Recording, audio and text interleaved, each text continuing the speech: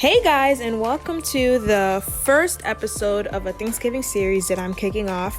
You know, if you're young and you don't cook all the time, but you want to bring something to the table, to the Friendsgiving, to the potluck, this is an easy mac and cheese that has all the basic ingredients, but just something a little bit extra. My parents used to make this for me all the time. It's like a special Haitian meal, and I'm glad to be showing you guys how to make it today. So to start off the recipe, you're going to want to chop half of a green bell pepper and half of a red bell pepper. I like using red and green because it really brings a little bit of color to the meal, to the dish. We're going to need several cloves of garlic. I think I ended up using 3 or 4 in this one. And you're going to need basically a whole onion. Then you're going to want to get your water for your pasta. I like to use rigatoni pasta, but a lot of Haitians also use penne. You want to salt your pasta water, and then you want to I added the whole box. I don't know if that was the right thing to do, but it worked out because of all the sauce that I made. And in your other pot, you're going to want to put some oil. And then you're going to want to put like a seasoning mix. So every culture is different.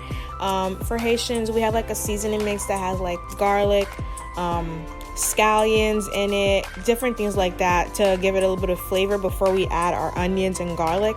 But a lot of people could use Maggi or adobo, and you could just put it in the bottom of your pan with a little bit of oil, just so to give it that little oomph, because that's what's going to really take it to the next level.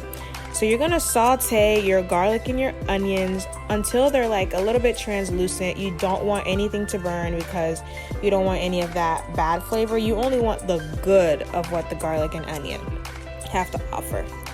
Then the next thing you're going to do is you're going to add your green and red peppers. And as you can see, like, it already brings it like so much life. The color is so vibrant. And so I think that it really just elevates the dish a little bit. And you're going to want to cover that because you're going to want it to kind of like get a little bit soft, but not too soft. You want a little bit of bite to it. Here you see me mixing it because I just love the way that this smells. Like, by this time you have the garlic, the onions, like the aromatics, and then the green and red pepper. It like 10-10 already. Then you're going to want to add a can of evaporated milk. Now, I like to use evaporated milk because that's just what my parents have been using, but you can use whole milk. I don't like 2% so much for this because it doesn't get as thick as I want it to be. And even then, as you can see, I'm adding about half a tablespoon of flour just so that it's kind of like a makeshift roux, just so that it can get a little bit thicker. And then at this point, you want to turn the fire off. Don't be like me and let this get too hot. You want to do this on medium the whole way through because you'll see, like, when you put the cheese in, you want a really good creamy texture. Now, the cheese that my family uses is Velveeta cheese because it is just so soft. So here you see me cutting the Velveeta cheese into cubes just so that it could melt a little bit easier. But at this point, your milky texture should be off the stove and, you know, just kind of waiting for the cheese because the cheese is going to be the best part. And you're going to want to pour your cheese into your pot, and then you're just going to want to mix it until it becomes a cheese sauce. Now, this is very important. You're going to see that I'm going to be tasting this cheese sauce as it's cooking. You want to make sure that you like the taste.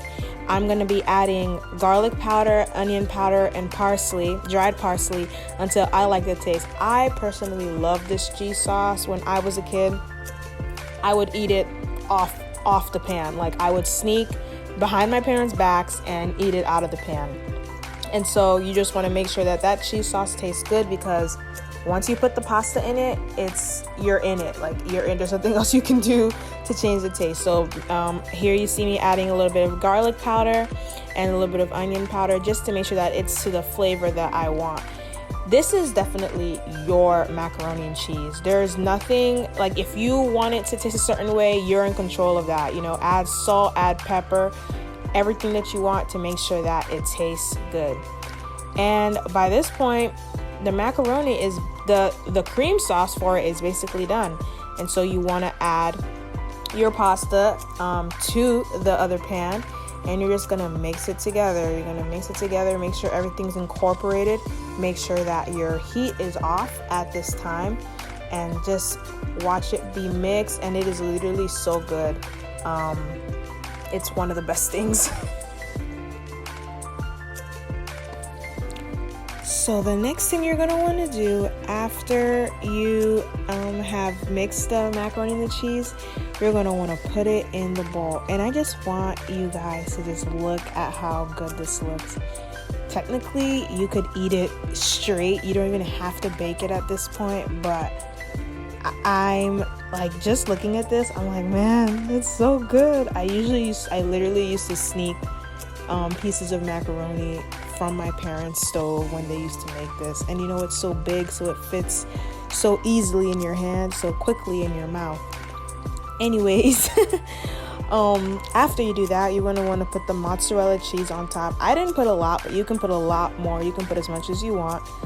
This is just Kraft mozzarella that you're going to put on top, and then you're going to put it in the oven and you're going to bake it for about 25 to 30 minutes. I don't like it when it's too dry, but 25 to 30 minutes at 350 will definitely do the trick. And when you take it out, you want it to look golden brown, just like this. I don't want all the pieces of the macaroni at the top to be like too dark. You just want them a little brown, you know. And I'm telling you, this is going to be one of the best mac and cheeses. And the proof is going to be in the pudding, because I can't eat this right now, but I'm going to have my friends try it out.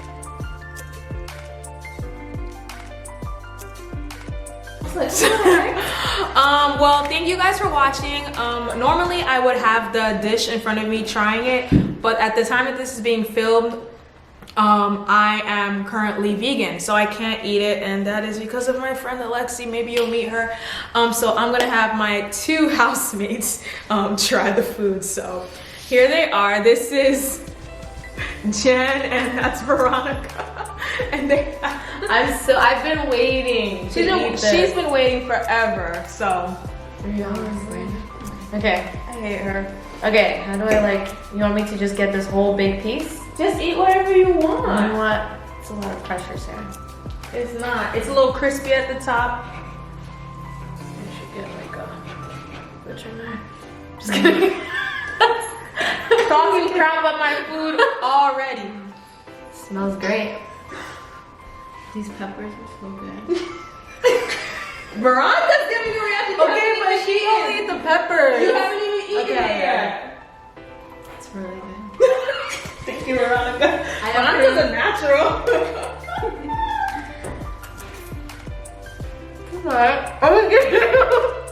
This is bomb.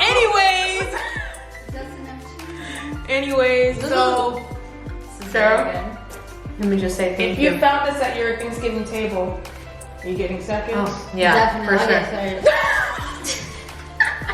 Come to Lynn's kitchen. Anyways, guys, thanks so much for watching. Don't forget to like and subscribe. Share this with your friends who will be cooking. If you don't cook, comment down below what you want me to see, what you want me to do next. And I will see y'all next time.